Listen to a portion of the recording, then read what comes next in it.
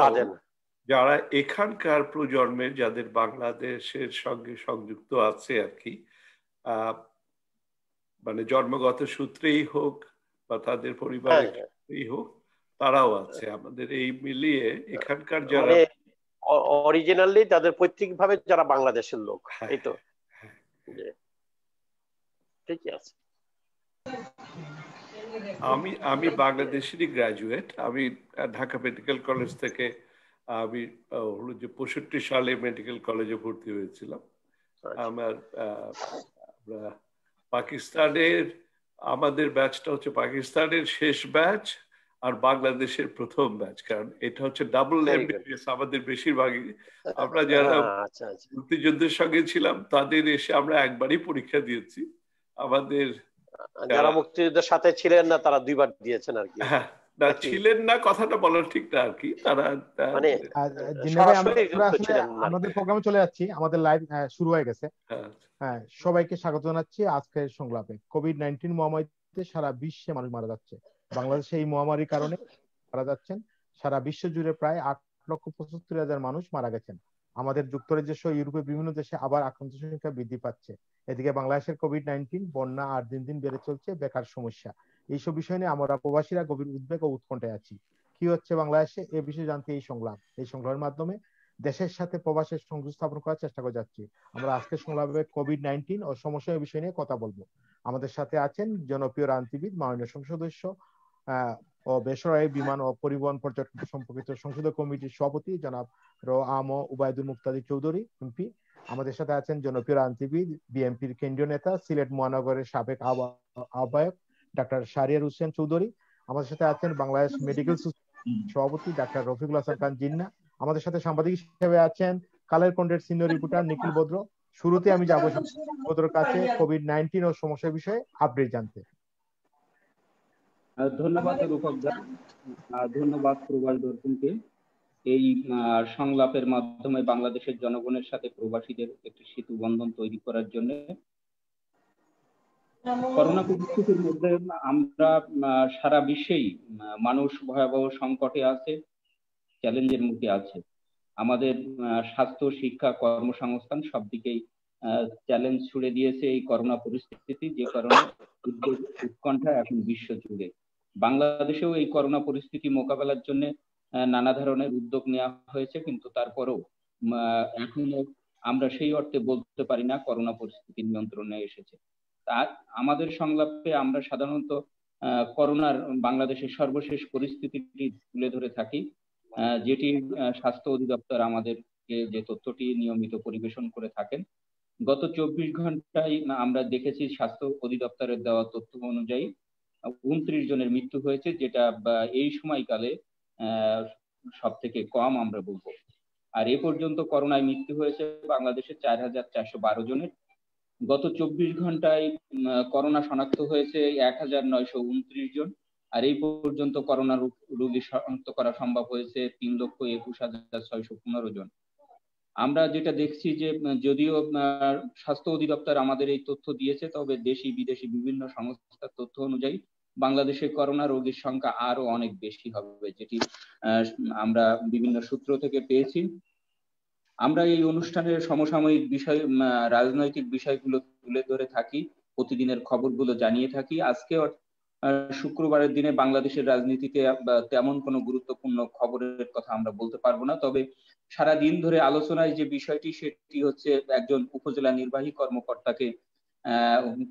কর্মকর্তার উপর হামলা এবং তার পরিবারের উপর যে হামলা হয়েছে সে বিষয়টি আমরা দেখেছি, শুনেছি, জেনেছি যে ওই উপজেলা নির্বাহী কর্মকর্তার উপরে যে হামলা করেছে তাদের মধ্য থেকে 2 জনকে ইতিমধ্যেই গ্রেপ্তার করেছে এবং ওই উপজেলা কর্মকর্তা আমাদের দিনাজপুরের ঘোড়াঘাটের সেই উপজেলা কর্মকর্তা এখন অনেকটা স্থিতিশীল অবস্থায় আছেন, যদিও তিনি ভয়াবহ আঘাতপ্রাপ্ত হয়েছেন। এমনি ধরনের আমরা যদি 24 ঘন্টায় আরো দেখে থাকি যে মানুষের যে সচেতনতার যে অভাব এতদিন ধরে আলোচনা চলছিল, সেটি এখনো সেই অবস্থা অব্যাহত আছে এবং মানুষের এখনো ভ্যাকসিনের কি হবে সেটি নিয়ে মানুষের মধ্যে মূল আলোচনা আছে। করোনার ভ্যাকসিন নিয়ে কোথা থেকে কিভাবে সরকার কি করছে সে বিষয়টি মানুষের জানার আগ্রহ রয়েছে। তা আমাদের সাথে আলোচক হিসাবে আছেন আমাদের দীর্ঘ অভিজ্ঞ রাজনৈতিক নেতা, আমি বলবো যে সংসদে অত্যন্ত গুরুত্বপূর্ণ দায়িত্ব পালন করে থাকেন, যিনি প্রধানমন্ত্রীর সাথেও সচিব থাকাকালীন দায়িত্ব পালন করেছেন। এখন বেসামরিক বিমান পরিবহন ও পর্যটন মন্ত্রণালয় সম্পর্কিত সংসদীয় কমিটির সভাপতি উবাইদুল মুক্তাদির চৌধুরী আমাদের সাথে আছেন, বিএনপির নেতা ডাক্তার শাহরিয়ার হোসেন চৌধুরী এবং একজন অভিজ্ঞ ডাক্তার যিনি করোনার শুরু থেকেই করোনা যোদ্ধা হিসাবে লড়াই করছেন ইউকেতে। তাদের আলোচনার মধ্য দিয়ে আমাদের দেশে বিদেশে যারা যে দর্শকরা দেখছেন, শুনছেন, জানছেন, তারা বিস্তারিত তথ্য পাবেন বলে আশা করছি। আমি সকলকে আলোচনায় আসার আহ্বান জানিয়ে আমি আমার কথা শেষ করছি। ধন্যবাদ। ধন্যবাদ নিখিল বন্ধু, আবার আসবো আপনার কাছে। আমি শুরুতে আমি যাব আমাদের ডাক্তার রফিক হাসান খান জিন্না ভাইয়ের কাছে। জিন্না ভাই, আমরা জানি যে ভ্যাকসিনের সারা বিশ্ব গভীর আগ্রহ অপেক্ষা করছে, কোভিড ভ্যাকসিন আসতেছে, কিন্তু এরই ফাঁকে আমরা দেখতে পাচ্ছি যে ভ্যাকসিন নিয়ে সারা বিশ্ব জুড়ে একটা নতুন রাজনীতি শুরু হয়েছে। একজন ডাক্তার হিসেবে, একজন বিশেষজ্ঞ হিসেবে আপনি কি বলবেন একেবারে? একটু আনমিউট করতে হবে জিন্না ভাই, একটু আনমিউট করতে হবে কাইন্ডলি। ধন্যবাদ রূপচাঁদ দাস রূপক এবং যারা প্যানেলে এসেছেন তাদের সবাইকে শ্রদ্ধা জানিয়ে, এবং যারা শুনছেন দেখছেন তাদেরকে অনেক ধন্যবাদ। আপনি যথার্থই এই প্রসঙ্গটি নিয়ে আলোচনার কথা বলেছেন। সেটা হচ্ছে যে এই বিশ্ব মহামারীতে তার প্রতিষেধক বা তার যে ব্যবস্থা, সেই ব্যবস্থাটার কি বর্তমান কি অবস্থা আমরা পশ্চিমের বিশ্বে যে জিনিসটা দেখেছি, এবং সঙ্গে সঙ্গে আমাদের মহাদেশেও এই ব্যাপারে কি আলোচনা হয়েছে। এটা শুধুমাত্র আমাদের দেশে নয়, এ দেশেও এটা একটা বহুল আলোচিত বিষয় হয়ে দাঁড়িয়েছে। ভ্যাকসিন, যে কোনো রোগ প্রতিশোধের ভ্যাকসিনের একটা সময় সাপেক্ষ ব্যাপার, কিন্তু অবস্থার পরিপ্রেক্ষিতে এই নতুন নোভেল কোভিড-19 ভাইরাসের যে একটা ব্যতিক্রম ধর্মী যেভাবে এটা প্রকাশ পেয়েছে এবং যেভাবে এটা আক্রান্ত করছে বিশ্বকে, সেখানে এই স্বল্প সময়ে অন্যান্য ভ্যাকসিনের সঙ্গে তুলনা করলে এটা একটা হয়তো ঠিক হবে না, কারণ এখন এটা বিশ্বব্যাপী যে মহামারী ধারণ করেছে তার জন্য ডিমান্ডটাও ভীষণভাবে পরিলক্ষিত হচ্ছে। এই বর্তমানে আমি যতটুকু আমাদের তথ্য আছে এখানে, যে 120টি virus project, antivirus vaccination project সারা দুনিয়াতে চলছে। এর মধ্যে ন্যূনতম 20টি প্রজেক্ট বা অ্যান্টিভাইরাস প্রজেক্ট সেটা হচ্ছে যে বিশ্বে একটা ফেজ ট্রায়ালের মধ্য দিয়ে এটা একটা ট্রায়াল পর্যায়ে চলে গেছে, যেটা কিছুটা থার্ড ফেজ ট্রায়ালের মধ্যে চলে গেছে, কিন্তু বেশিরভাগই ফেজ 2 পর্যন্তই আটকে আছে। আমি কয়েকদিন আগে এখানে আমাদের যে ওয়েলকাম ফাউন্ডেশন, রিসার্চ ফাউন্ডেশনের প্রেসিডেন্ট স্যার জেরেমি ফারারের বক্তব্য শুনছিলাম, যে ওনার কাছে, উনি একজন বিশিষ্ট বিজ্ঞানী এদেশে, যে 8টি ট্রায়াল কে লিডিং ট্রায়াল হিসাবে ধরা হচ্ছে। যে এটার জন্য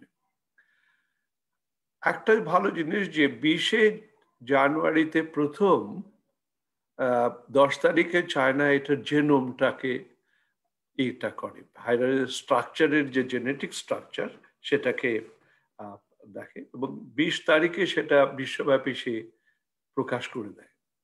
এবং আমাদের, আপনারা অনেকের মুখে হয়তো শুনেছেন যে অক্সফোর্ড অ্যাস্ট্রাজেনেকার যে ভাইরাসটা, তার যে পরিচালিকা যে মহিলা ছিলেন, উনি বললেন যে 20 তারিখে ছিল শুক্রবার, এবং শনিবার পর্যন্ত উনি অপেক্ষা করেননি, উনি সঙ্গে সঙ্গেই বলে যে আমি ল্যাবরেটরিতে চলে যাই এবং আমি এদেরকে নিয়ে যে আজকে জেনেটিক স্ট্রাকচারটা আমরা পেয়েছি, আমরা ভাইরাসের অ্যান্টিভাইরাল ভ্যাকসিনেশনের জন্য আমরা চেষ্টা করব। তো জানুয়ারিতে ওরা বলে যে পরের দিনই উনি লিখেছেন যে আমি 21 তারিখে এবং 22 তারিখের মধ্যে আমি আমাদের টিম নিয়ে কাজ শুরু করি। সেটা হচ্ছে জেনার ইনস্টিটিউট। জেনার ইনস্টিটিউট ফেমাস এখানে সমগ্র বিশ্বেই এই জন্যে যে এরা স্মল ভ্যাকসিনেশনের জন্য কাজ করেছে এবং জেনার নিজে একজন জেনারেল প্র্যাকটিশনার ছিলেন এবং উনি এই জেনারেল প্র্যাকটিস থেকেই একসময় স্মল পক্সের ভ্যাকসিন তৈরি করেছিলেন। তো এইভাবেই প্রথম যুক্তরাজ্যে এবং এর আগেও চাইনিজরাও কাজটা শুরু করে, কেননা তাদের দেশেই প্রথম করোনা ভাইরাসের যে আক্রান্ত এটা হয়। তো এই পশ্চিমা বিশ্বে এই প্রথম কাজটা প্রাথমিকভাবেই এর সংখ্যাজনক অবস্থা চিন্তা করে করা হয়েছিল। এরপরে আরো ফ্রান্স এবং যুক্তরাষ্ট্র, একটু পরে হলেও যুক্তরাষ্ট্র এর ভেতর জয়েন করে। এটার বর্তমান অবস্থাটা কি? বর্তমান অবস্থায় যেটা দেখা যাচ্ছে, যেটা একটা গ্লোবাল রাজনীতির পর্যায়ে চলে গেছে। এটা শুধুমাত্র যে ভ্যাকসিন তৈরি হবে এবং ভ্যাকসিন কোন দেশে যাবে, কিভাবে হবে, কোন কোম্পানি পাবে, সেটার যে যারা তৈরি করছে তাদের চাইতেও যেন আকর্ষণটা বেশি হচ্ছে যে রাজনীতিটাকেই প্রাধান্য লাভ করছে। আজকে সকালবেলায় আমি শুনছিলাম আমেরিকান একটি প্রতিবেদনে যে ওরা যেমন, কেন আমি বলছি যে আমেরিকায় ফাইজার এবং ওরা পার্টিকুলারলি দুটো রিসার্চের উপর কাজ করছে। সেটা হচ্ছে একটা হলো ফাইজার এবং তার সহযোগী প্রতিষ্ঠান আমেরিকান, আর একটি হচ্ছে যে অক্সফোর্ড ভ্যাকসিনের দুটোর উপর কাজ করছে। এবং তারা বলছে যে আমরা নভেম্বরের 4 তারিখে যদি নির্বাচন হয় তার আগেই আমরা দিব। কিন্তু আবার যারা সায়েন্টিস্ট আছে আমেরিকায় তারা বলছে যে এইভাবে হ্রাস করাটা ঠিক না এবং আমাদের উপর একটা রাজনৈতিক চাপ সৃষ্টি করা হচ্ছে, কারণ 4 তারিখ হচ্ছে আমেরিকার নির্বাচন, তার আগেই তারা এটা দেওয়ার ব্যবস্থা করবে বলে তারা বলছে। এই ব্যাপারে একটা ইন্টারেস্টিং ব্যাপার আছে যে এই তাড়াহুড়ার ফলে কি হতে পারে। এই তাড়াহুড়া যেটা যে ফেজ 1, 2, ফেজ 3 যেখানে রিয়েলি বেসিক ট্রায়ালটার পরিসমাপ্তির দিকে এগিয়ে যায় এবং এটাকে ভ্যালিডিফিকেশন করতে হয়, ভ্যালিডিটিটা করতে হয়, সেই জিনিসটার অভাব তারা লক্ষ্য করছে। যেটা একটা, তার ফলে তারা বলছে যে আমরা যদি পেছনে ফিরে তাকাই তাহলে দেখবো যে জেরাল্ড ফোর্ডের সময় এই সোয়াইন ফ্লু নিয়ে ভ্যাকসিন তার প্রেসিডেন্সিয়াল ইয়ের জন্য সে বারবারই বলছিল যে ভ্যাকসিন যত তাড়াতাড়ি পারো সম্ভব কর, এবং তখন করেছিলেন। করার ফলে কি হয়েছিল যে পরে দেখা গেল যে একটা মারাত্মক নিউরোলজিক্যাল ডিজিজ ওই ভ্যাকসিনের ফলে, গুলেন-বারি সিনড্রোম যেটা বলা হয়, সেটা হয়েছিল। তার ফলে ভ্যাকসিনটাকে উইথড্র করতে হয়েছিল খুব তাড়াতাড়ি।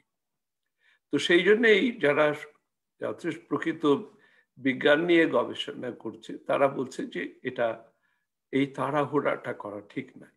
তাদের ধারণা, আমেরিকার বিশেষজ্ঞদের ধারণা যে হ্যাঁ, সামনের বছরের যারা নিরপেক্ষভাবে গবেষণাটা কাজ করছে, যারা যে সম্ভবত ডিসেম্বরের পরে এটার ফেজ 3 ট্রায়ালটা হয়তো কমপ্লিট হবে এবং এটা হয়তো বাজারে আসতে পারে মাঝামাঝি সামনের বছরে। এদিকে অক্সফোর্ডের যেটা, সেখানেও রাজনীতির ব্যাপার আছে। সেখানেও আপনার আমাদের যে প্রধানমন্ত্রী আছেন বরিস জনসন, উনিও কিন্তু উনি একটু সংযত হয়ে কথা বলছেন। উনি বলছেন যে আমরা আশাবাদী যে এই বছরের শেষ নাগাদ এবং সামনের বছরের মধ্যেই অক্সফোর্ডের ভ্যাকসিনটা কাজ করবে, যেহেতু অক্সফোর্ডের ভ্যাকসিনটা ফেজ 3 ট্রায়াল 3টে দেশে একসঙ্গে চলছে। একটি হচ্ছে যুক্তরাজ্য, তাছাড়াও ব্রাজিল, ইউনাইটেড স্টেটস এবং সঙ্গে সঙ্গে ভারতও এর সঙ্গে যোগদান করেছে। কাজে তারা অনেকটা আশাবাদী যে সম্ভবত সামনের বছরের 2021-এর মাঝামাঝি বা তার আগেও হয়তো এই জিনিসটা আসতে পারে, এখানে একটু ভাবে বলেছে। আর এরপরে রয়েছে চাইনিজ ভ্যাকসিনটা, যেগুলো অগ্রগামী, এবং রাশা যে কথাটি অলরেডি আপনারা শুনেছেন, যে রাশা যে ভ্যাকসিনটার কথা বলছে সেটার স্বচ্ছতা নাই। এটার স্বচ্ছতার অভাবটা নিয়ে লোকজন বেশি শঙ্কিত বোধ করছে।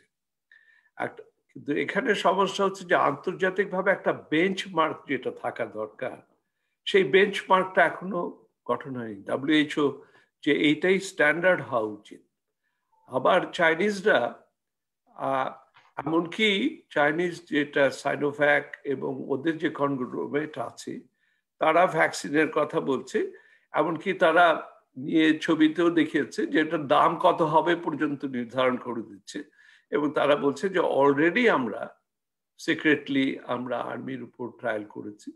আমি একটু শুনেছি যে বাংলাদেশে কিছুটা ট্রায়ালের এর মধ্যে ইনক্লুডেড হয়েছে, আমি যতটুকু পত্রপত্রিকার মধ্যে দেখেছি। সমস্যা যেটা হচ্ছে সেটা হচ্ছে যে ভ্যাকসিনটার আমরা নতুন ভাবে কাজ হচ্ছে। আমি ইম্পেরিয়াল কলেজে সঙ্গে সংযুক্ত ছিলাম, আমি ইম্পেরিয়াল কলেজের শিক্ষক ছিলাম, এবং আমাদের ওখানকার যে গ্রুপটা আছে এরা এই জেনেটিক স্ট্রাকচারের উপর বেসিস করে যে র্যাপিড বানানো যেতে পারে সেটার দিকে তারা দেখছে বেশি। এখন তারা কনসেন্ট্রেট করেছে। এর আগে তারা আর একটা রিসার্চ করেছিল যে অ্যান্টিবডি ডিটেকশন। সমস্যাটা হচ্ছে যে ভ্যাকসিনই আসবে এটা হচ্ছে কতটুকু প্রতিষেধকমূলক কাজ করতে পারে, কতটুকু তার নিশ্চয়তা দিতে পারে, এবং কতদিন পর্যন্ত এই ইমিউনিটিটা চলতে পারে। এই জিনিসগুলো আবার আসবো আপনার কাছে। আমরা বাংলাদেশে মানে কিছু কথা বলবো। আমি এখন যাব আমাদের ডাক্তার শাহরিয়ার হোসেন চৌধুরী, সাবেক আহ্বায়ক সিলেট মহানগর বিএনপি কেন্দ্রীয় নেতা। শাহরিয়ার কাছে যাবো। শাহরিয়ার একটু কাইন্ডলি আনমিউট করতে হবে, একটু আনমিউট করতে হবে, আপনারটা মিউট করা। শাহরিয়ার ভাই, জি শাহরিয়ার ভাই, আমার যে প্রশ্ন হচ্ছে যে আমরা দেখছি কোভিড-19 এর সময় আপনি সিলেট মহানগর, সিলেটে অনেক কাজ করেছেন, বিশেষ করে কোভিড-19 এ মানুষের কাজ করেছেন। তো বর্তমান অবস্থায় আপনার মানে আমরা বিশেষ করে বিএনপি বলতেছে যে সরকার যেটা করেছে কোভিড-19 এ বাংলা সেটা পর্যাপ্ত না। আপনি কি মনে করেন? এবং আপনি একজন ডাক্তারও। আমার মনে হয় এটার সাথে রাজনীতি না আনলে ভালো। জি, প্রথমত আমরা বলি যে মার্চে, এটা 9th মার্চে বাংলাদেশ ফার্স্ট কেস ডিটেক্ট হয়। ডিটেক্ট হওয়ার আগে যে সময়টুকু ছিল সেই সময় যথাযথভাবে আমরা ব্যবহার করতে পারি নাই। এটা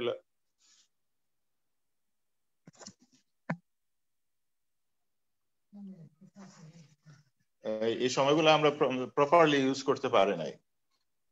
যাই হোক, এখন বর্তমান যে অবস্থায় আমরা আসছি, আমরা মোটামুটি বাংলাদেশের প্রত্যেকটা 50 বেড এবাভ যাদের ক্যাপাসিটি আছে সবাইকে কোভিড এর রোগী রিসিভ করতে হচ্ছে এবং চিকিৎসা দেওয়া হচ্ছে। কিন্তু প্রিভেন্টিভ মেজার যেটা, এটা অলরেডি ওই স্টেজ আমরা করতে পারি নাই, যেহেতু এটা স্প্রেড হয়ে গেছে, কমিউনিটি স্প্রেড হয়ে গেছে। যেমন আমি আমার হসপিটালে বলি, আমরা স্টার্ট করছি 29th মে থেকে আমরা করোনার রোগী অ্যাডমিশন দিচ্ছি। অন এন এভারেজ 60 পেশেন্ট আমাদের হসপিটালে ভর্তি থাকে। আইসিইউ সব সময় ফুল, আজকেও আইসিইউ ফুল, আইসিইউতে কোনো জায়গা নাই। তো এই প্রেক্ষিতে মাঝখানে একটু কম ছিল, এখন গত সপ্তাহ থেকে রোগীর সংখ্যা আবার বাড়ছে। এভরিডে আপনার 15-16টা করে রোগী প্রত্যেক হসপিটালে ভর্তি হচ্ছে। আমাদের হসপিটালে সেম, যতটুকু ডিসচার্জ হয় তার চেয়ে বেশি অ্যাডমিশন হচ্ছে। এবং এখন সবচেয়ে হলো যে মানুষ কিছু ঘরে চিকিৎসা নেয়, লেট অ্যাডমিশন হচ্ছে। লেট অ্যাডমিশনের কারণে পেশেন্ট ম্যানেজমেন্টে খুব ব্যাক পাইতে হচ্ছে, কারণ অনেক কমপ্লিকেশন নিয়ে ভর্তি হয়। তো কমপ্লিকেশন নিয়ে ভর্তি হলে রোগীকে সেভ করা খুব ডিফিকাল্ট হয়, চিকিৎসা দেওয়াটাও ডিফিকাল্ট হয়। এই সমস্ত সমস্যা আমরা ভুগতেছি। আর প্রিভেনশনও বলবো যে এখন আবার নতুন করে শোনা যাচ্ছে যে লকডাউন দেওয়া হবে। ঢাকার অবস্থা খুবই খারাপ, ঢাকাতে প্রচুর কেস বাড়ছে এবং প্রত্যেকটা হসপিটাল ফুল, কোনো জায়গা নাই, রোগী অ্যাডমিশন দেওয়ার মতো কোনো জায়গা নাই। সুতরাং গভর্নমেন্ট আবার চিন্তা করতেছে, নতুন করে লকডাউন দেওয়ার কথা চিন্তা করতেছে, কিন্তু এতে কতটুকু হবে জানি না। আমরা সবাই চেয়ে আছি ভ্যাকসিনের দিকে, ভ্যাকসিন যদি আসে হয়তো বা আমরা এটা থেকে পরিত্রাণ পাবো। জি। ভ্যাকসিনের ব্যাপারে আপনার কি কোনো সরকারের প্রতি কোনো মানে মানে কোনো ধরনের পরামর্শ আছে কি না? ভ্যাকসিন যে ইনফরমেশন বাংলাদেশে আমরা আসে, যেটুকু ইনফরমেশন বাংলাদেশ থেকে আমরা জানি যে চায়নার ভ্যাকসিন আমরা পাবো, এবং আইসিডিডিআরবির সাথে জয়েন্ট কোলাবোরেশনে তারা এখানে থার্ড ট্রায়াল চলতেছে যেটুকু জানি। তো এটা অতটুকু মানে প্রচার হয় নাই, দুই এক জায়গায় শুনছি, বাট কনফার্মেশন কোনো নিউজ আমি জানি না। কিন্তু আমরা চাইনিজ ভ্যাকসিন পাবো এই খবরটুকু জানি আর। না আমি যেটা বলতেছিলাম যে অনেক এখানে অনেক বিএনপি নেতারা গত পরশু আসছিলেন, অনেক নেতারা আসেন বলেন যে সরকারের দাবি জানান যে ভ্যাকসিনটাতে গরিব মানুষদেরকে বিনামূল্যে দেওয়া হয় বাংলাদেশে। এই ব্যাপারে আপনার কোনো পরামর্শ রয়েছে কিনা? প্রথমত এটা আমার ব্যক্তিগত মতামত, এটা মনে হয় সম্ভব হবে না, তবে দিতে পারলে খুবই ভালো। কারণ আমাদের বর্তমান যে অর্থনৈতিক বাংলাদেশের অবস্থা, যেটা এই 5-6 মাসে মানুষ সর্বশান্ত হয়ে গেছে। কারণ প্রথম হইলো কোভিড-19 আক্রমণ, দ্বিতীয়ত হলো বন্যা। এই সবকিছু মিলে বাংলাদেশ অর্থনৈতিক অবস্থা কিন্তু খুবই খারাপ। এই জায়গায় মানুষ কিনে ভ্যাকসিন দেওয়া খুব ডিফিকাল্ট। আমরা আশা করব গভর্নমেন্টের কাছ থেকে যে বিনামূল্যে ভ্যাকসিনটা পাওয়ার। ধন্যবাদ শাহরিয়ার ভাই, আবার আসবো আপনার কাছে। আমি যাবো আমাদের মাননীয় সংসদ সদস্য জনাব উবাইদ মুক্তাদির চৌধুরী মুক্তাদির ভাইয়ের কাছে। মুক্তাদির ভাই, বাংলাদেশে যে কোভিড-19 আপনার প্রায় 4,000-এর উপরে মানুষ মারা গেছেন, এবং আমাদের ইউকেতে প্রায় 50,000-এর উপরে মানুষ মারা গেছেন ইউকেতে। এবং আমরা যারা প্রবাসীরা আছি, আমরা বাংলাদেশ নিয়ে গভীর উদ্বেগ উৎকণ্ঠায় আছি যে যে হারে বাড়তেছে, যদি এটা আবার আবার ইউকেতে আবার বাড়তেছে, যদি এটা বাংলাদেশে যায়, এবারে আপনার কি পরামর্শ পাবে জনগণের কাছে, যে কি করা উচিত জনগণের এই অবস্থায়? একটু কাইন্ডলি একটু আনমিট করতে হবে, কাইন্ডলি একটু আনমিট করতে হবে মুক্তাদি ভাই, একটু আনমিট করতে হবে। আচ্ছা ঠিক আছে, এখন শুনতে পাচ্ছেন? জি জি জি। আচ্ছা, প্রথমত হলো যে রোগের ওষুধ নেই, চিকিৎসা সুনির্দিষ্ট কোনো চিকিৎসা নেই, সেই রোগের চিকিৎসা নিয়ে কথা বলা তো খুবই কঠিন বিষয়। এটি এমন একটি আপদ মানুষের জন্য এবং বিপদ যে মানুষ দিশেহারা।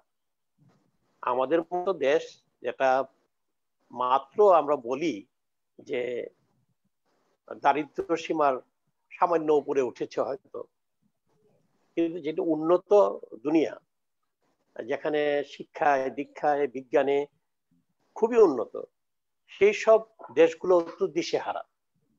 এমত অবস্থায় বাংলাদেশের যে কোভিড পরিস্থিতি আছে, সেতে এর চেয়ে ভালো কি ম্যানেজমেন্ট হতে পারে আমার খুব একটা বুঝের বাইরে আর কি, আমি এটা বুঝি না।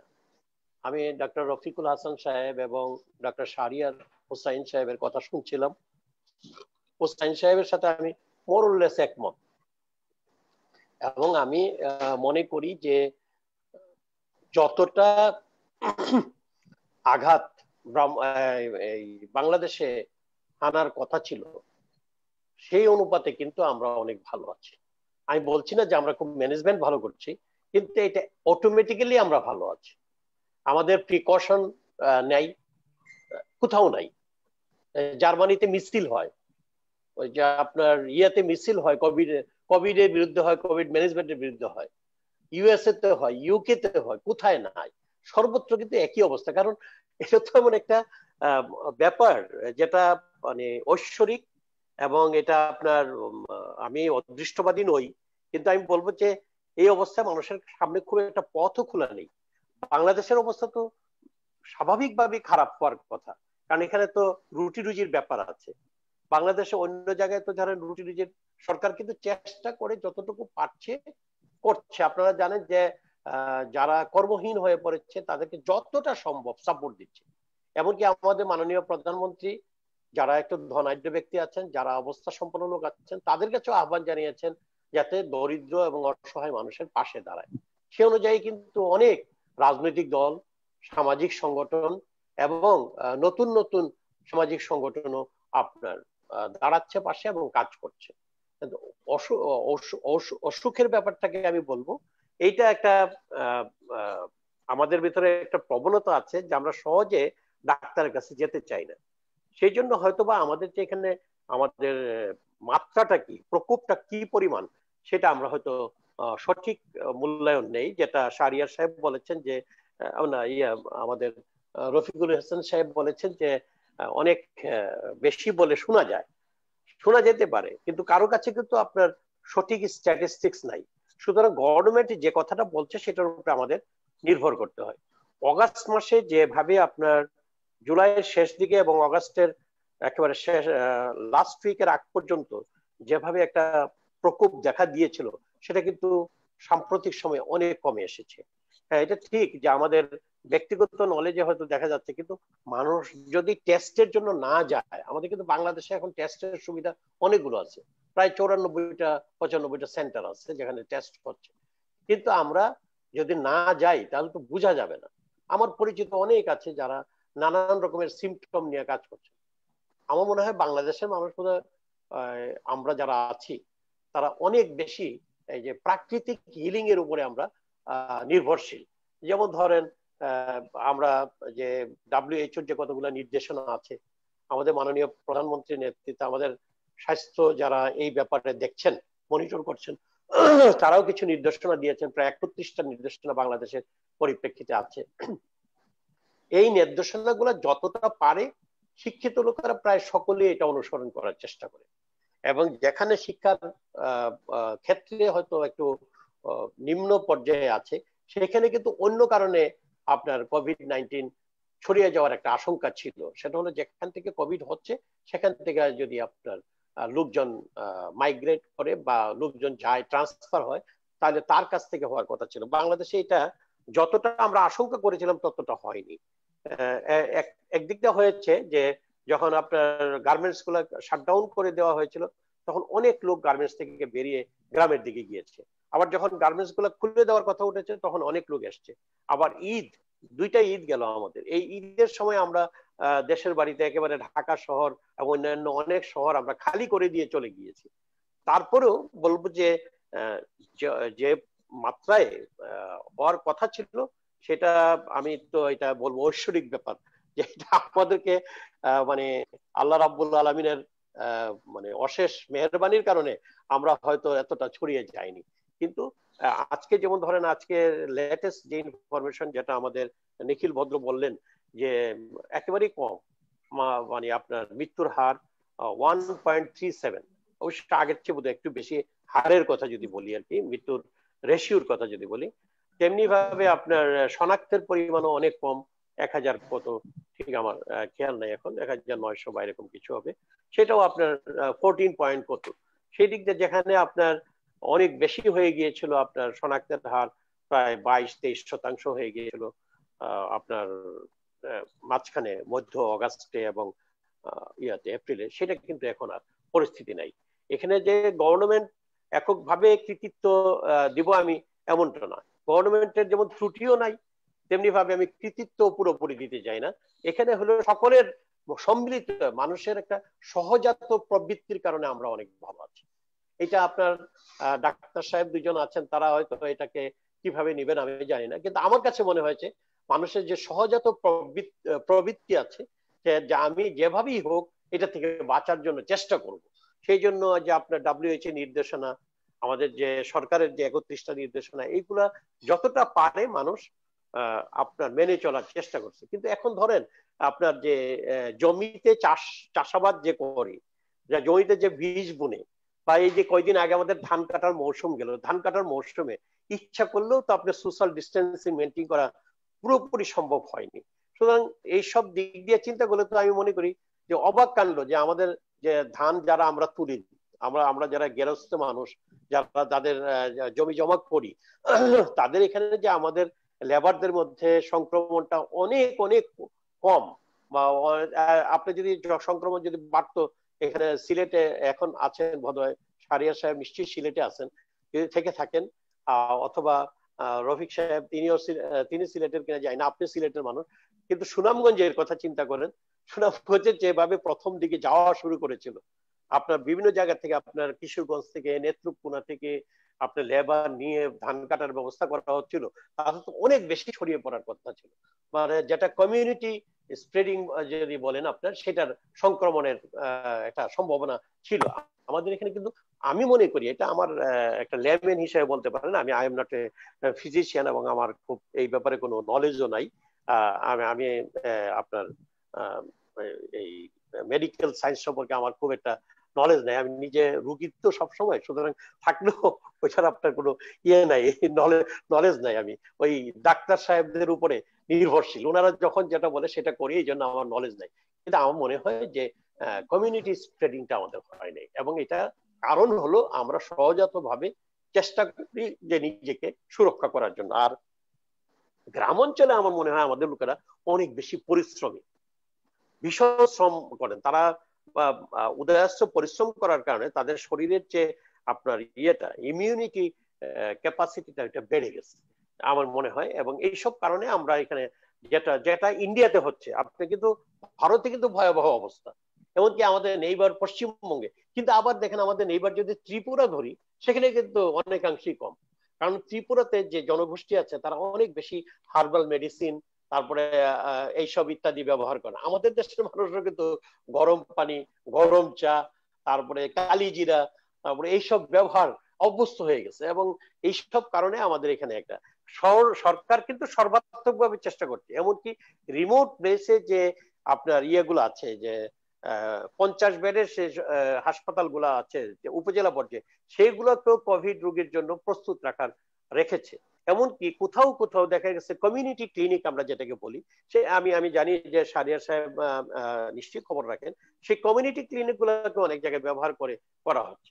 সুতরাং এবং আমাদের ডাক্তার সাহেবরা, আমি আই মাস্ট সে যে আমাদের এই বাংলাদেশে যারা ডাক্তার সাহেবরা আছেন, তারা সকলে একটা আপ্রাণ চেষ্টা করে একটা অবস্থাকে ক্রিয়েট করার চেষ্টা করেছেন, যাতে মানুষের ভিতরে এটা কমিউনিটি স্প্রেডিং না হয়। কমিউনিটি স্প্রেডিং না হলে আমরা যেটা নিয়ন্ত্রণে আসতে পারবো বলে আমি বিশ্বাস করি।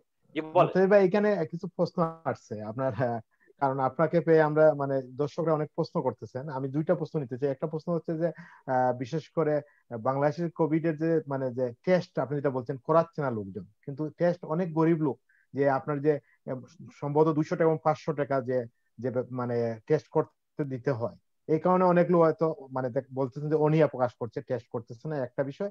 আর একটা বিষয় বলছেন যে আমরা জানি আপনি মাননীয় প্রধানমন্ত্রী খুব কাছের মানুষ, এবং যে জিনিসটা অনেকেই লিখছেন এখানে যে স্বাস্থ্যের দুর্নীতি যেটা আপনি জানেন, শায়েদকে ধরা হলো, এই যে দুর্নীতি যে বিষয়, এই বিষয়গুলা কিভাবে দেখেন আপনি তো আইন প্রণেতা হিসাবে, আপনি কি দেখেন? এটা আরেকটি চ্যাপ্টার।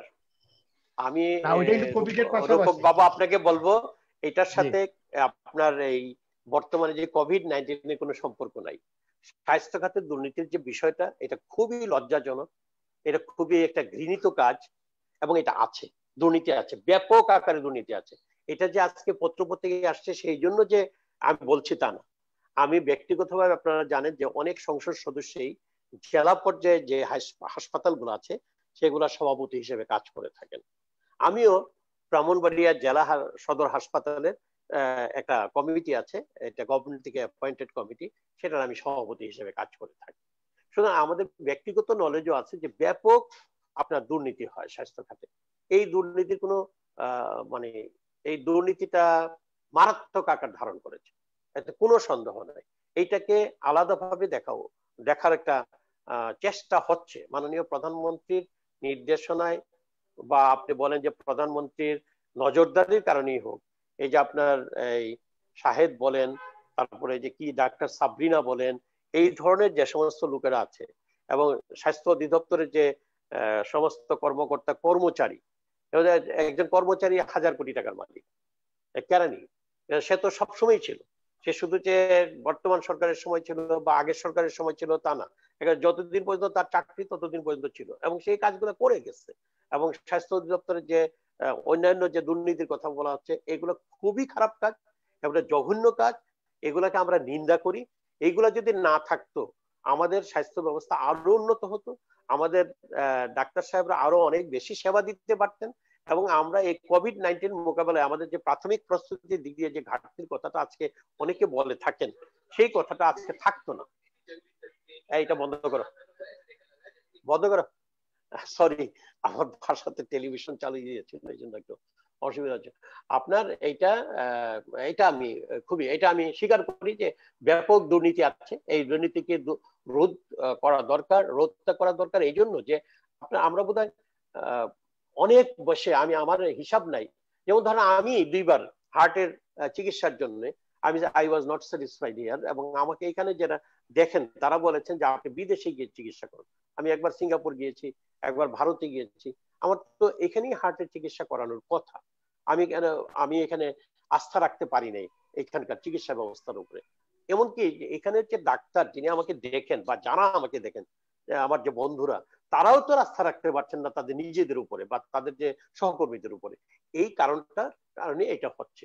সুতরাং এইটা যদি দূর করা যায়, আমার মনে হয় যে রফিক ভাইকে যদি আমরা বলি, উনি আমার হয়তো একটু সামান্য সিনিয়র হবেন আর কি, এই জন্য আমি রফিক ভাই বললাম যে অনেক যাবৎ স্বাধীনতার পরে থেকে উনি বিদেশে হয়তো বা আছেন।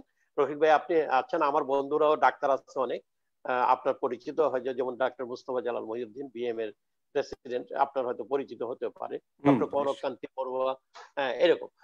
আমি বলছি যে তারাও হয়তো তখন আগ্রহ হয়ে বাংলাদেশে আবার ফিরে আসতে চাইবেন এবং বলবেন যে না, আমরা দেশটাকে একটু দেখি, দেশের স্বাস্থ্য ব্যবস্থার উন্নয়ন, স্বাস্থ্য ব্যবস্থায় আমরা কিছু অবদান রাখি, এটা রাখার জন্য চেষ্টা করব। এটা হলো যে আমাদের মানসিক অবস্থাটা খুবই খারাপ। আমরা মানসিক ভাবে আপনার মানুষের জন্য কিছু করতে হবে, এই জিনিসটা আমাদের মাথায় ঢুকে না। আমাদের যেখানেই আমরা কোনো সুবিধা পাই, আমরা মনে করি এখানে আমার প্রাথমিক কাজ হলো নিজের পকেট ভারী করা। আমার দেশের মানুষের কি হলো, আমি যে হাসপাতালের ম্যানেজমেন্টের সাথে জড়িত, সেই হাসপাতালের রুগী যে আসবে, সেই রুগীর কি হলো, এটা আমার কাছে মুখ্য বিষয় হয়ে দাঁড়ায় না। আমার কাছে মুখ্য বিষয় হয়ে দাঁড়ায় যে আমি কিভাবে এখান থেকে অধিক হারে টাকা উৎপাদন করব। এইটাই হলো একটা কাজ হয়ে গেছে। এটার জন্য আমি লজ্জিত। আমি একসময় সরকারি চাকরি করতাম, এখন আমি রাজনীতিতে আছি, সব মিলিয়ে। এবং আমি এই দেশের আমি যেহেতু একজন নিজে মুক্তিযোদ্ধা, সুতরাং আমি মুক্তিযোদ্ধা হিসেবেও এই দেশটির সৃষ্টি লগ্ন থেকে, যেহেতু জাতির পিতার আহ্বানে সাড়া দিয়ে সৃষ্টি লগ্ন থেকে আছি, সুতরাং আমি খুবই লজ্জা পাই, আমি খুবই দুঃখ পাই, কষ্ট পাই। এই বেদনা, এই কষ্ট, এই দুঃখের কথা রূপক সাহেব আমি আপনাকে বুঝিয়ে বলতে পারবো না, বা আমার যারা দর্শক আছেন সেটার কথা বলতে পারবো না। আমার বেদনা অন্যরকম, কেননা এটার জন্মের সাথে আমি সম্পৃক্ত। এই জন্য এই বেদনার কোনো শেষ নাই, এটার অবসান হওয়া উচিত। আমাদের স্বাস্থ্য খাতের যে ম্যানেজমেন্ট, সেটা আরো সুচারু হওয়া উচিত, এবং এটা আরো শক্তিশালী হওয়া উচিত, এবং এটা আরো ট্রান্সপারেন্ট হওয়া উচিত। এবং এই ব্যাপারে আমাদের যে সচিবালয়ের যারা এটা দেখাশোনা করেন, বা সচিবালয়ের বাইরে স্বাস্থ্য অধিদপ্তরের কথা চিন্তা করেন, এখানে কিন্তু বাইরের কেউ নেই, সকলেই ডাক্তার। তাহলে এখানে বিবেচনা করেন, এখানে তো অন্তপক্ষে দুর্নীতিটা কোথাও না কোথাও যদি একটু, মানে আমি বলি যে দুর্নীতি হয়তো উৎপাদন করা যায় কিনা আমি জানি না, পৃথিবীর ইতিহাস এটা অবশ্য বলে না কোথাও দুর্নীতি সমূলে উৎপাদিত হয় নাই, কিন্তু সব জায়গায়, অনেক জায়গায়, যেমন ধরেন এখন ইউকে থেকে দুর্নীতি নাই, আছে, কিন্তু এটা এমন মাত্রায় যে এটা আপনার মানুষকে আঘাত করে না। আমাদের এখানে অবস্থাটা হলো যে এখানে যে সুনীতি আছে, সেটি এখন সুনীতিরই আপনার খোঁজ করতে হয়, কারণ দুর্নীতি এখানে মুখ্য বিষয় হয়ে গেছে। সুতরাং আমরা বর্তমান সরকার, মাননীয় প্রধানমন্ত্রী, এইগুলা এখন প্রধানমন্ত্রী একা উনি কতটা দেখবেন, আরো লোকে যারা আছে ওনার সহযোগী, তাদের এটা দেখা উচিত, এবং তারা এটা যদি দেখতেন তাহলে ভালো হতো। এটা আমারও দায়িত্ব আছে, আরো অনেকের দায়িত্ব আছে, যে যেখানে আছে, আপনি সাংবাদিক হিসাবে আপনার দায়িত্ব আছে, যে যেখানে আছি আমরা সকলেই যদি আপনার এই স্বাস্থ্য খাতের, এই শুধু স্বাস্থ্য খাত না, অন্যান্য খাত যেখানেই দুর্নীতি থাকুক, এই যে যেহেতু সমাজ আমার, দেশ আমার, মানুষ আমার, সুতরাং তাদের প্রতি আমাদের দায়িত্ববোধ, দেশপ্রেম যদি আমার থাকে, তাহলে দায়িত্ববোধ থেকে আমাদের দুর্নীতির বিরুদ্ধে সবকিছু লড়াই করতে হবে। এইটা আমার কথা, এটা আমি এগ্রি করি, এটা আমার করা দরকার, এবং সেটা করতে পারলে আমরা কোভিড-19 মোকাবেলায় আরো কার্যকর ভূমিকা পালন করতে পারবো। আরেকটা কথা আমি একটু বলিনি, যে ভ্যাকসিনের কথা বলা হয়েছে, এটা ঠিক যে চাইনিজরা ভ্যাকসিন দিবে, চাইনিজ ভ্যাকসিন, আমরা তো চায়নার অনেক জিনিসই ব্যবহার করি, আমরা চায়নার মেডিকেল সাইডেও আমরা অনেক অ্যাপারেটাস ব্যবহার করি, আমরা মেডিসিন ব্যবহার করি। সুতরাং চাইনিজ ভ্যাকসিনই বা এখানে কোনো রাজনীতির বিষয় নাই। চাইনিজ ভ্যাকসিন যদি কার্যকর হয় তাহলে আমরা কার্যকর, রাশা বলেছে যারাও দিতে চায়, এখানে রাশার আপনার ভ্যাকসিন নিয়ে একটু স্বচ্ছতার অভাব আছে সেটা বলেছে। ভারত বলতেছে আমরাও বাংলাদেশকে প্রায়োরিটি ভিত্তিতে দেব, তারা অক্সফোর্ডের সাথে মিলে সেটার সাথে তারা যুক্ত। আমি যতটুকু, যেটা রফিক ভাই বলেছেন আমিও বলি, আমিও যতটুকু জানি যে অক্সফোর্ডের যে এক্সারসাইজটা হচ্ছে সেটার সাথে তারা যুক্ত আছেন। সুতরাং এইখান থেকেও যদি আসে, আমরা যেখান থেকেই পাই, আমাদের সরকারি ভাবে আমাদের চেষ্টা করছে, আমাদের মন্ত্রণালয় চেষ্টা করছে, আমাদের সচিব বলেছেন যে যেখান থেকেই হোক আমরা যেখানেই পাবো প্রথম সেখান থেকেই নিয়ে আসবো। এবং এটা গেল একটা। বেসরকারি ভাবে যারাই সংগ্রহ করতে চায়, যেমন অনেকগুলো ওষুধ কোম্পানি বলেছেন যে 2টা না 3টা ওষুধ কোম্পানি বলেছেন যে তারা এটা সংগ্রহ করার জন্য তারা চুক্তিবদ্ধ হয়েছেন বিভিন্ন ইন্টারন্যাশনাল অর্গানাইজেশনের সাথে বা দেশের সাথে। Very good. এটা আসুক। এটা না আসা পর্যন্ত একটা মাত্র উপায় আছে এই রোগ থেকে বাঁচার, সেটা হলো এই আপনার সোশ্যাল ডিস্টেন্সিং মেনটেন করে চলা, WHO এবং সরকারের যে 31টা নির্দেশনা আছে মেনটেন করে চলা। আমি আপাতত শেষ করলাম, যদি ভবিষ্যতে কিছু বলতে হয় বলবো। ধন্যবাদ। আবার আসবো আপনার কাছে। ধন্যবাদ। আবার আসুক আমাদের কালেকণ্ঠের প্রতিনিধি নিখিল বৈদ্যর কাছে। নিখিল, আপনি কি শুনেছেন? জি জি আমি শেষ করেছি। জি আবার ধন্যবাদ। ধন্যবাদ রূপক দা। আমাদের মাননীয় সংসদ সদস্য বলছিলেন, আমিও আসলে তার সাথে সুর মিলিয়ে বলতে চাই যে আমাদের বাঁচার এই মুহূর্তে একমাত্র উপায় যেমন স্বাস্থ্যবিধি তেমনি ভাবেই সচেতনতা। আমরা যদি মানুষকে সচেতন না করতে পারি, আমরা নিজেরা যদি সচেতন না হই, তাহলে আসলে এটি প্রতিরোধ করাটা খুবই কঠিন।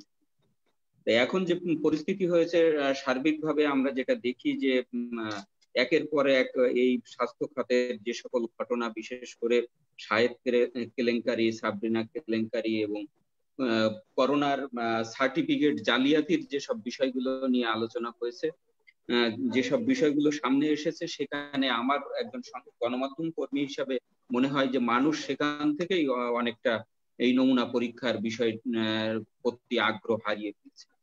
যেহেতু এটি রিপোর্টটা কি হবে না হবে, এটা নিয়ে অনিয়ম হবে না দুর্নীতি হবে, এখানে ভালো হবে না খারাপ, এই যে আতঙ্ক এবং আশঙ্কা, এইসব বিষয়ের কারণে এই জায়গায় বড় বিষয় দেখা দিয়েছে।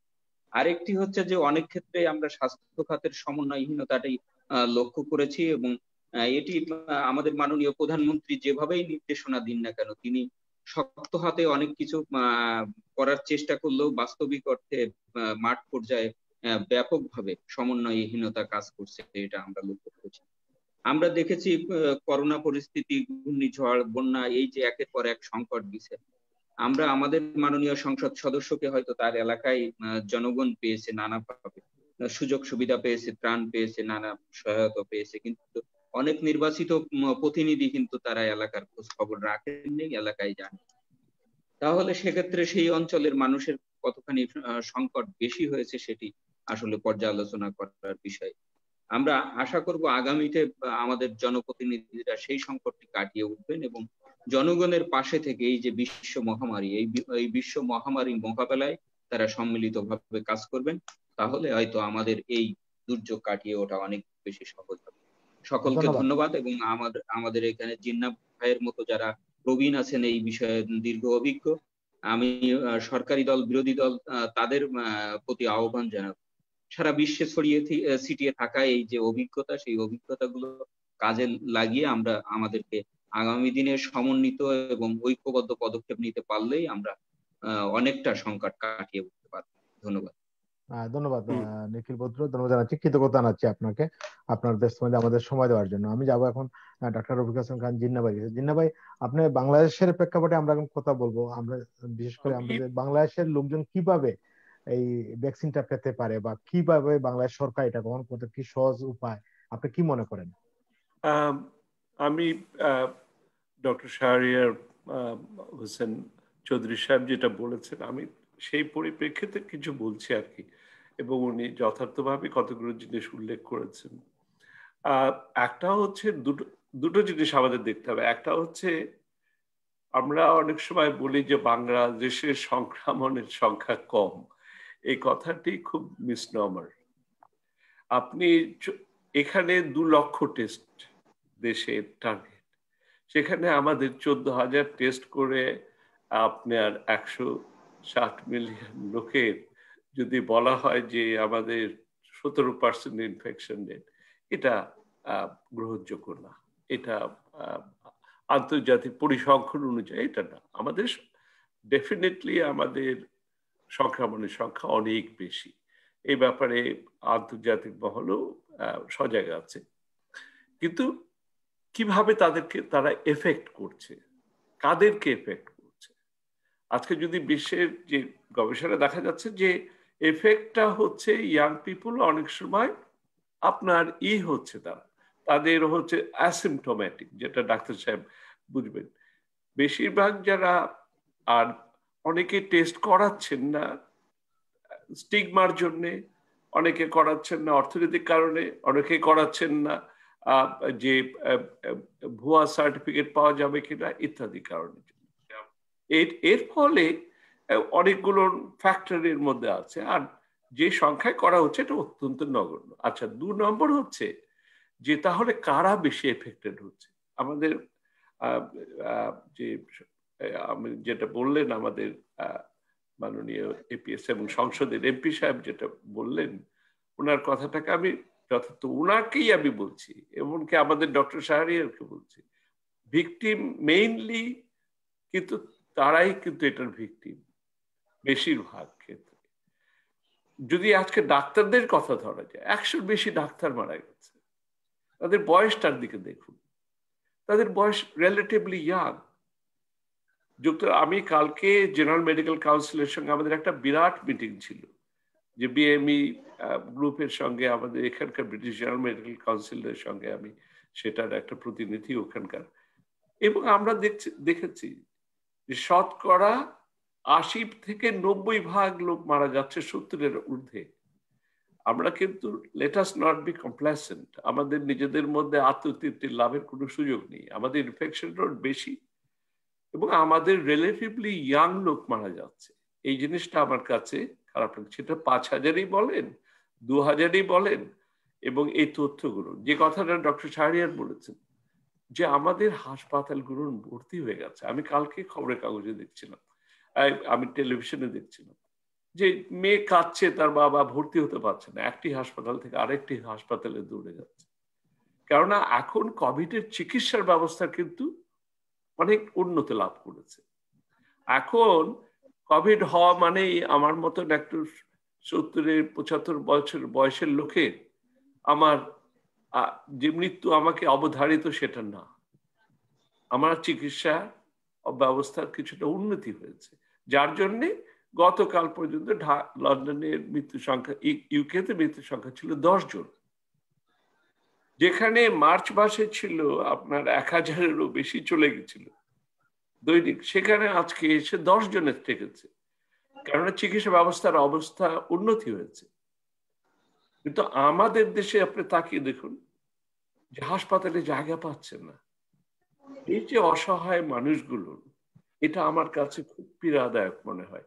আমি ডাক্তারদেরকে বললেই তো হবে না, ডাক্তাররা সবচেয়ে বেশি স্যাক্রিফাইস করেছে আমাদের দেশে।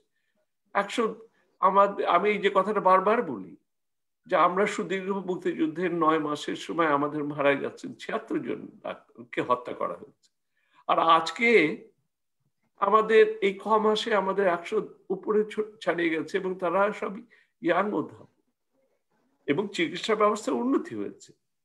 কিন্তু আমরা সেটা মানুষকে ডেলিভার করতে পারছি কি? আমি বলছি না যে আর কমপ্লেসেন্ট হওয়ার কোনো কারণ নেই। আমরা আমাদের স্বচ্ছভাবে বলা যেতে পারে যে আমরা পারছি না ভাই, আমরা এতগুলো লোককে আমরা টেস্ট করতে পারছি না। কিন্তু আমাদের বলতে হবে। তাহলে যদি আমি সুইডিশ মডেলকে ধরি, যে ছেড়ে দেন, ঠিক আছে, আজকে কি দেখা যাচ্ছে সুইডিশ মডেলে দেখা যাচ্ছে যে তারাই আজকে সকালবেলার সংবাদ যে তাদের যখন আপনার অ্যান্টিবডি টেস্ট করা হচ্ছে তারা পাচ্ছে না, এবং সুইডিশ সোসাইটিটাকে ট্রান্সফার করা যায় না বাংলাদেশের পরিপ্রেক্ষিতে।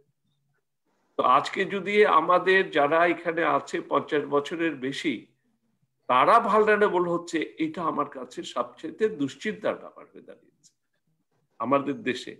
আর আমরা তো বাংলাদেশের ডাক্তারদের সঙ্গে সর্বত যোগাযোগ আছে, যে আমরা ওখানকার যেটা অর্গানাইজেশন গুলো আছে, যেমন doctors for health and environment বা বিএম এর সঙ্গে উনি আমাদের বিএমএর জেনারেল সেক্রেটারির কথা বলেন, ও আমার 3 বছরের জুনিয়র, মুস্তফা মেহেউদ্দিন। আমি ওকে চিনি ভালো, ও এমপিও ছিল ঢাকা, আমাদের ঢাকা মেডিকেল কলেজের ছাত্র। যাই হোক, আমি যে কথাটা বলতে চাইছি যে আজকে চিকিৎসা ব্যবস্থার উন্নতি হয়েছে, কোন কি অবস্থার জন্য আমাদের তারা হাসপাতালে চিকিৎসা পাচ্ছেন না।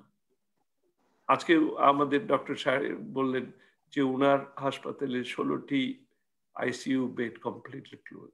এর আগে আমি আরেকজন সংসদ সদস্য বলেছিলেন যে আমাদের হসপিটালে বেড খালি রয়েছে, কোভিড ওয়ার্ডে খালি রয়েছে।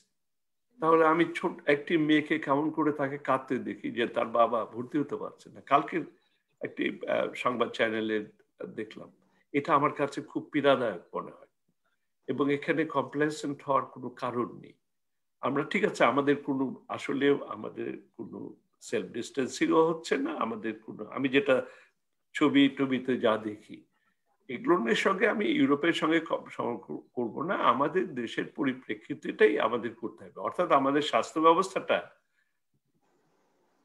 এখন আমাদের খারাপ লাগে, ওনার খারাপ লেগেছে, আমি ওনার সঙ্গে একমত যে এটা এক অসহনীয় পর্যায়ে চলে গেছে আমার যেটা মনে হয়। তো এখন আর 2 নম্বর হচ্ছে ভ্যাকসিনের ব্যাপারে যে কথাটি বললেন, যুক্তরাজ্য 160 মিলিয়ন ডোজের অলরেডি অর্ডার করেছে। আমি মনে আছে, আপনার মনে থাকার কথা, আমি অনেক আগে বলেছিলাম যে আপনারা প্রস্তুতি নিন ভ্যাকসিন, আর ভ্যাকসিন নিয়ে ব্যবসা করবেন না। এবং আমি যেটা শঙ্কা পাচ্ছি, এই ইয়ের জন্য ভ্যাকসিন যদিও বাংলাদেশে আসবে, যে সোর্স থেকেই আসুক, সেটা চাইনিজ ভ্যাকসিন নিয়ে হোক, সেটা অক্সফোর্ড ভ্যাকসিন নিয়ে হোক, আমি শঙ্কা করছি যে যদি আমরা এই দুর্নীতি রোধ না করতে পারি, এটা নিয়ে আবার ব্যবসা শুরু হবে। এটা আমার সবচেয়ে আরেকটি শঙ্কা বাংলাদেশে, যে কারা প্রেফারেন্সিয়াল ট্রিটমেন্ট দিয়ে অমুককেই দিতে হবে, তার মানে রহমানের কোম্পানিকেই দিতে হবে বা অমুককেই দিতে হবে। এই ধরনের জিনিসগুলোকে এখন থেকেই যদি না করা যায়, ভ্যাকসিন তো হবেই, কারণ ভ্যাকসিনের টেকনোলজিটা এখন অনেক ইমপ্রুভ করেছে। একদিনে মিলিয়ন ডোজ তৈরি করে ফেলতে পারে তারা, টেকনোলজিক্যালি এটা ইমপ্রুভ হয়েছে। কিন্তু যদি এইটাকে যদি আগে থেকে প্রস্তুতি না হয়, যারা আমাদের উনি সিনসিয়ার মনে হচ্ছেন, উনি অত্যন্ত সিনসিয়ার মনে হচ্ছেন, এবং আমি উনার জন্য শঙ্কিত। উনার হার্ট ডিজিজ আছে, হি ইজ ভালনারেবল। এবং আজকে যদি উনি সম্পূর্ণ এনাদের উপর নির্ভর করে থাকেন, তাহলে ওনার ভুল হবে। আজকে আমাদের ডক্টর শাহরিয়ার আছেন, উনিও আমাদের একজন অভিজ্ঞ সিনিয়র ডাক্তার কমিউনিটি, এই ওনাদের জন্য আমরা বেশি শঙ্কিত। আর যে কথাটি বলাটা ঠিক হবে না যে আমাদের সংক্রমণের সংখ্যা 17%, এটা আমার মনে হয় এটাকে আমাদের ডিসকাউন্ট করতে হবে। এবং আজকে উনি যথার্থভাবেই বলেছেন যে এই স্বাস্থ্য ব্যবস্থার যে দুর্নীতি, সেটা যদি না হয় তাহলে ভ্যাকসিনের ব্যাপার নিয়েও কিন্তু একই সমস্যার সৃষ্টি হবে। কাজে আমার একটি জিনিস যেটা আমি বাংলাদেশের একজন নাগরিক হিসাবে আমি নিজে দেশের মুক্তিযুদ্ধের জন্য যতটুকু সম্ভব আমরা আন্দোলন করেছি এবং বাইরে থেকেও আমরা বারবারই আলাপ করি, সেটা হচ্ছে আমার একটি অনুরোধ যে আমাদের সামর্থ্য অনুযায়ী আমাদের কাজ করতে হবে। এটা যেমন সত্যি, ঠিক তেমনি ভাবে যতটুকু সামর্থ্য আছে সেটাও যেন জনগণের জন্য কাজ হয়। স্বাস্থ্য ব্যবস্থা আজকে কেন একটি মেয়েকে তার হাসপাতালে, তার বাবার একটা হাসপাতাল থেকে আর দৌড়াতে হবে, কাঁদতে হবে হাসপাতালের দোরগোড়ায় যে আমি বাবাকে নিয়ে ঘুরছি, একটার পর একটা জায়গা পাচ্ছি না কেন? এই প্রশ্নটা তো একটা সাধারণ নাগরিক হিসাবে তারও অধিকার আছে, আমার অধিকার আছে, সবারই অধিকার আছে।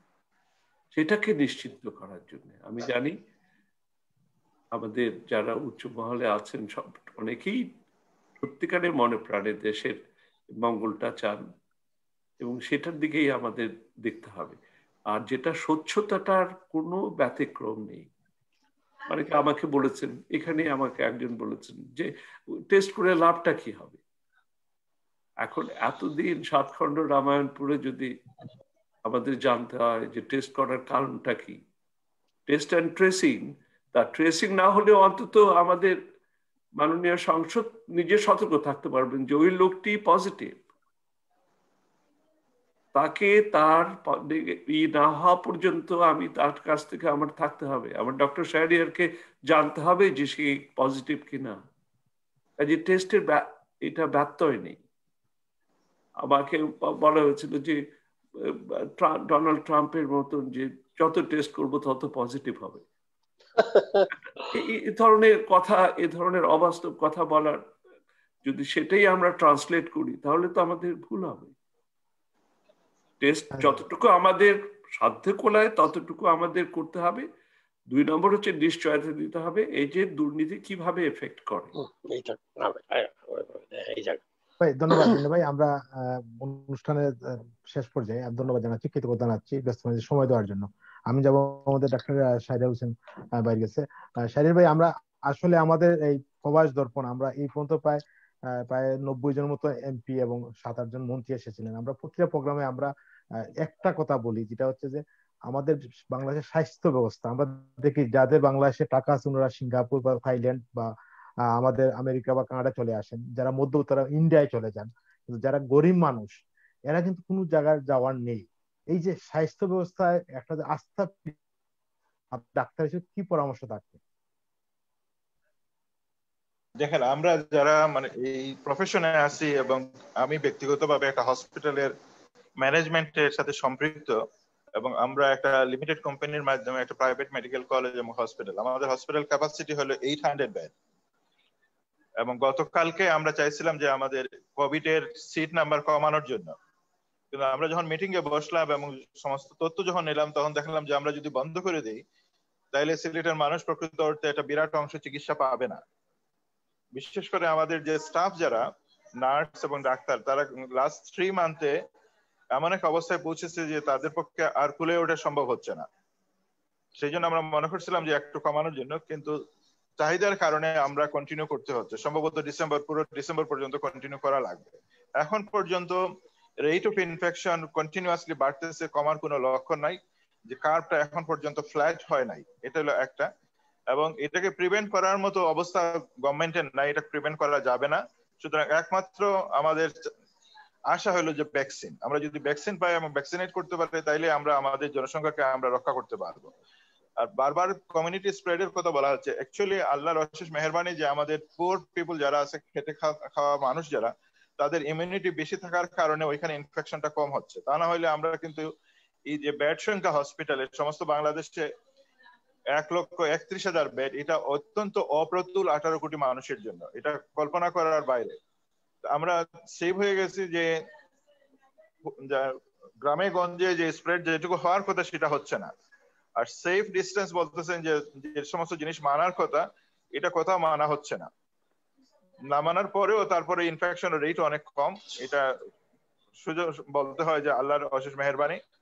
আর টেস্টের অপ্রতুলতা, এটা তো বলাই যে সিস্টেমে বিভিন্ন দেশে তারা কন্ট্রোল করছে, আমরা এই সিস্টেমেই যেতে পারি না, আর এখন যাওয়ার সম্ভাবনা ওই সময় চলে গেছে, ওই সময়তে ব্যাক করা যাবে না।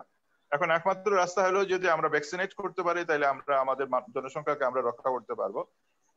যেমন আজকে যদি বলি, আমার হসপিটালে 3 জন আমার নিজস্ব অতি নিকটাত্মীয় 3 জন মৃত্যুর সাথে পাঞ্জা লড়তেছেন, তাদের অবস্থা খুবই খারাপ। আমরা ঘন্টায় ঘন্টায় ওনাদের খবর নিতে হচ্ছে ওনাদের অবস্থা কিরকম। এবং প্রতিনিয়ত আমার নিজের আত্মীয় স্বজন 3 জন 4 জন আইসিইউতে থাকে। সুতরাং বুঝতে পারতে যে সিট কত অপ্রতুল, এই অপ্রতুলতার মধ্যে আমরা চলতেছি। এবং এটাকে মানে বলা যাবে না যে আমরা সব মানুষকে আমরা চিকিৎসা দিতে পারতেছি, এরকম কোনো ব্যবস্থা আমাদের কাছে নাই এই মুহূর্তে।